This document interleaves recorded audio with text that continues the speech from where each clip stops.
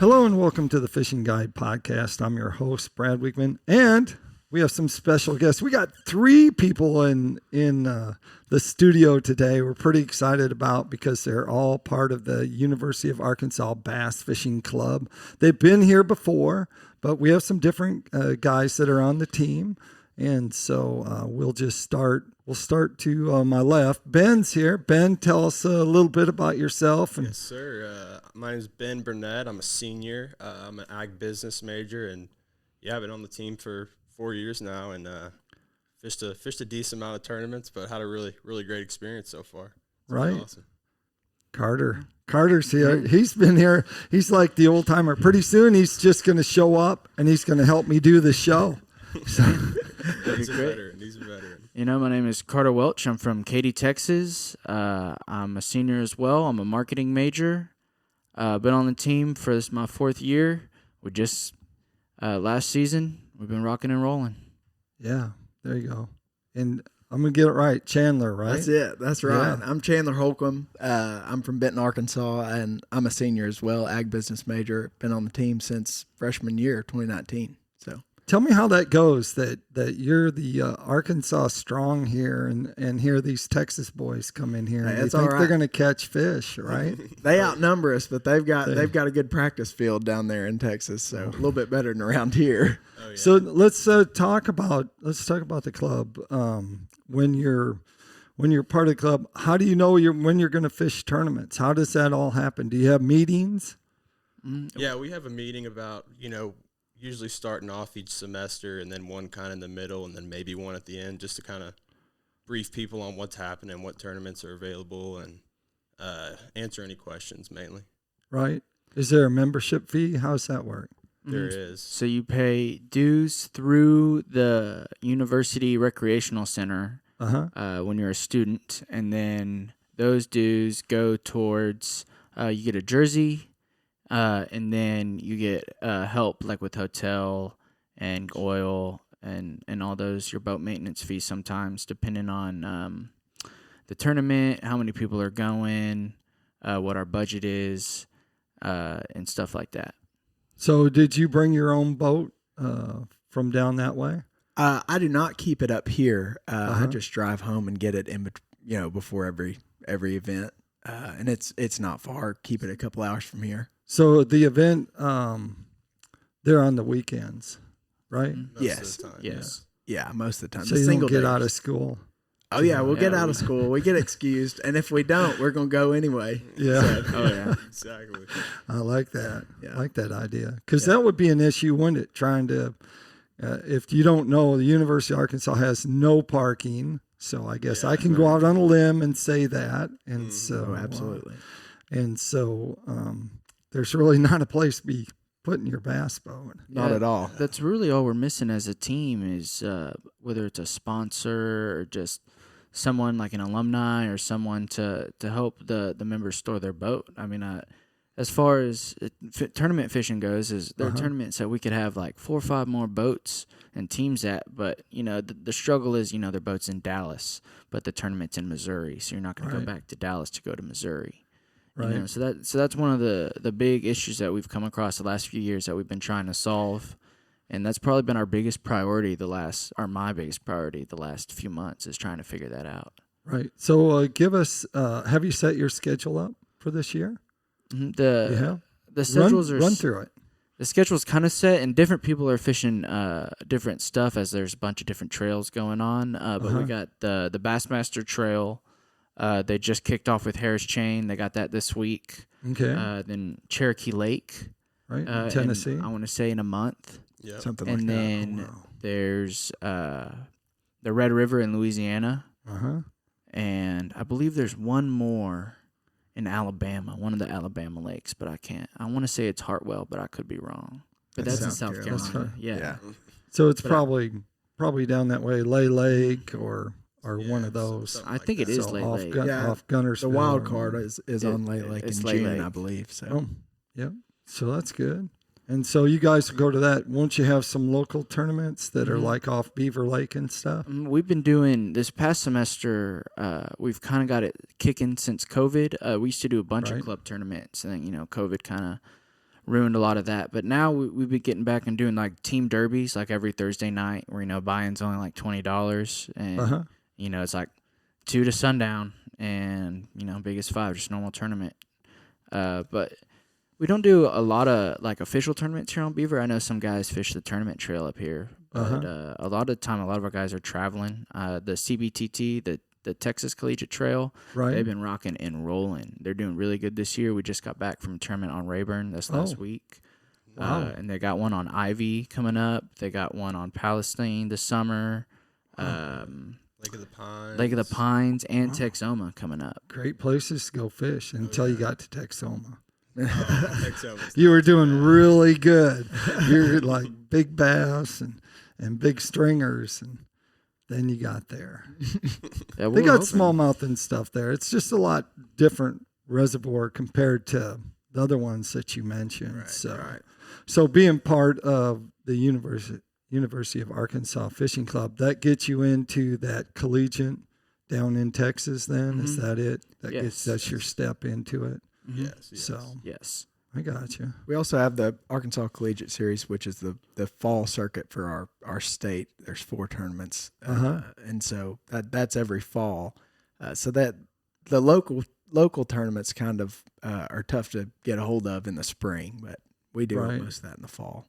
I got you. So do you know where they're going this fall? Have they set their schedule? Unfortunately, 2022 was the last year of the Arkansas Collegiate Series. Mr. Scott, the fellow who runs it, he had to call it quits after 13 or 14 years. Wow. So it's done after last year. Maybe someone will pick it up. Well, we were just talking the- about that on the way. One of these days we wouldn't mind being a part of it. Don't know if it could happen this next year, but me and Carter were talking about More than it. interested in helping out. Absolutely. There you go. A lot of high school teams that are out there. So when you're out fishing, do you run into a lot of those high school kids that are out fishing or not? Well, sometimes we do, depending on if the tournaments are back to back. Like I know last year on a Bassmaster, their practice day was our day 2 of the tournament. So they were all out there with us. And their tournament was just like right after the day after was their day 1. But other than that, I haven't had any tournaments where it's a bunch of high schoolers out there. They have it's a pretty big circuit, the high school circuit. I would say they put more money into the high school one than the collegiate one, just because there's so many more fishermen in the high school level. Right. So it's totally different than the collegiate one. So we don't really run into them on the water, but we're in touch with them because they contact us about fishing for the Arkansas Fishing Club. There you go. So how'd you start fishing? What's your story behind your growing into a fisherman in college? Well, I remember the day actually when I was about 8 years old. I used to always go out to this little canal behind my grandma's house, and one day in my head I was like, dang, I just love to fish. And that night got back home on YouTube and started looking up fishing videos, and from then on just kind of started going, and then joined a little bass club at my church when I was maybe 10 or 11, and then been fishing tournaments ever since. That's pretty cool. Yep. Carter? I grew up, my family's from the Galveston Bay area. Grew up bay fishing. And then eventually, once I was old enough to kind of do my own thing, I started bass fishing, all the ponds in Katy. And just like Ben said, it's just one night, YouTube, all of a sudden you're watching guys catch 10-pounders, and you're like, I want to do that. And ever since then, it's been a chase. Yeah, in Arkansas. There we go. So I grew up for the first few years on the north side of Grush Ferry. So that's where I kind of cut my teeth. Wow. And, my dad has since moved back, but I started fishing with him he's told me stories that I used to go with him when I was like 1, could barely even walk. And I'd just play with trucks in the bottom of the boat for a little while and then fish for a little while. So I've been doing it since before I can even remember. I took my daughters when they were real little and stuff like that, and they can fish, but they never we did some tournaments and stuff, but there wasn't as much. The organizations weren't there when they were going, and when they got older, they like to fish, but they don't live to fish. But I have 3 grandsons, and so all of them will be learning how to fish. Like I told you earlier, we were live scoping with the 6-year-old. So Hey, they're learning young these days. yeah, that's quite a deal. But so you have a lot of things going on. Do you have a new sponsor? I hear. Who's that? G-Crack Lures. We have just recently some alumni reached out and said that they have been working with G-Crack and asked if we're interested in a sponsorship, and we said absolutely. And now they'll be on our jersey this season. Cool. We just got our first box of baits in from them.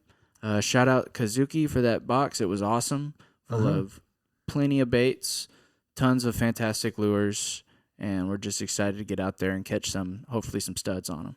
Japanese style baits. Oh, yeah. Isn't that right? Yeah. I looked them up when you said that you had them, and I was like, whoa, these are pretty nice. Yeah. These will flat out catch some fish. Stuff for sure. Stuff they hadn't seen before. Yeah. That's what you got to have these days with the pressure. So other sponsors that you have? Let's see, we got 13 Fishing, P-Line, Pradco Lures. Here, let's read them off. Forsgren Inc., that's our title sponsor. Big shout out to them. They did a lot for us this year.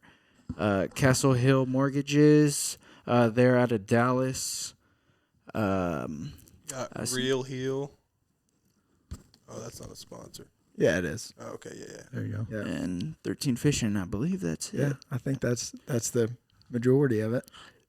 An IMS Relocation. Oh, and then Wu Tungsten and Spearpoint Hooks. Those are two big sponsors that do a lot California. for us as well. Yeah. That's a pretty cool company. Do you like using?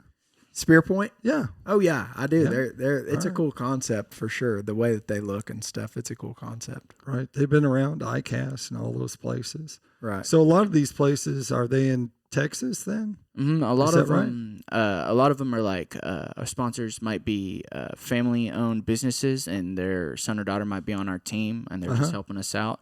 And so we have 2 or 3 sponsors out of Dallas, but the rest are all Arkansas.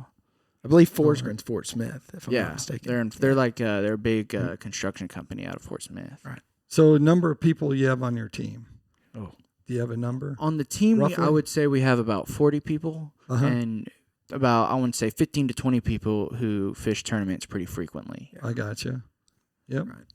And There's levels, actually, to circle back to the membership. When you join our team, there's levels, and you can pay, I don't recall, I don't want to spit out the wrong numbers here, but you can pay a lesser amount if you don't want to fish the tournaments and you just want to be involved and learn and all that. But if you want to fish tournaments, then you pay for the higher package, I guess you could say, and comes with the jersey and such. So. Yep. So you have some female anglers? We do. We do. Yeah, we do. We have a female team. They fish together. They haven't been active as of recently. From what I understand, they've been working. But awesome people, and they love to go out and catch fish. It's awesome. Who do you think the best fisherman is on your team? On the team, not Jacob Swerdloff. See, Jacob should have showed up. Can't defend yourself, Right. if you don't show up. So that's funny. That's a tough one. It's a great group of guys and girls, and I mean it's a tough one to You think make a the call Texas boys hold their own when they go down that way? You guys hold your own. Oh up yeah, this I'd say way. they do. Yeah, I mean, when we fish the Texas tournaments, I mean, there's boats from like Oklahoma, Louisiana, and normally it's a lot of just Texas teams up there. But for the first time, me and Ben cracked the code this week. Oh, good. For the first time, how'd you do? We did good. We got 10th place. We were in the 10th money. place. We won a gift card. It was great. Awesome. The weights were kind of low. It was weather went bad tournament day, but rough day of fishing. But we grinded out some fish and won some money. Was it a one-day tournament then? It was a one-day tournament. Yes, sir. Yep. Out of Twin Dykes? No, it was out of Sam Rayburn, Castle Boykin on Sam Rayburn. I got you. Yes, sir. Yep. Huh. I'll be. Yeah, it was a tough week of fishing, but A tough week. They were biting some places for sure. What'd you catch them on? Traps mainly, upshot. Oh, really? Yeah. Red? Traps and shout out the G-Crack lures, man. I mean, there you they're go. putting in the work this week. Oh yeah. Oh, you had Oh, them. yeah. You had them working hard, huh? Mhm. Yes, sir. Hmm. Oh, yeah. Interesting. You know their website? I believe their website is just gcracklures.com, but Alright. where I go to get all the tips on how to use their baits, because it's a little more funky Japanese style baits. Right. I just go to the GCrack USA Instagram page, Okay. and they have about once or twice a week they post a video of them giving tips on how to use their lures. Oh, And good. it's very, very helpful. You guys need to do that. Get on there and Wait. give tips once a week. Hey, Wait. maybe. Tackle Maybe. Tuesday, Tackle maybe. Tuesday, yeah. Tackle Tuesday. There you go. We can make it Is happen. today Tuesday? I think it's Wednesday, actually. Kind of losing track here, but I don't have a regular job, so there is no weekends or whatever. It just all blends into one thing. So it's a good way to be. Yeah, it works out pretty good. Right. So that takes us to Tackle Time. Tackle Time sponsored by Pico Lures. Pico Lures has a complete line of hard and soft baits. You can use them to catch everything from walleyes to stripers to white bass to blacks. You name it, they pretty much will catch them. They have a whole bunch of soft plastics that you can use for crappie fishing. So make sure you check them out at picolures.com. That takes us up to you guys.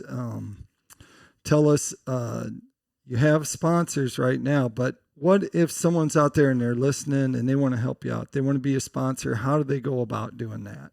Well, we're still accepting sponsors this season, so Okay. if some viewers is interested, feel free to reach out. But our Instagram and Facebook is U Arkansas Bass Fishing, and then our email, the bass email, is bassteam@uark.edu.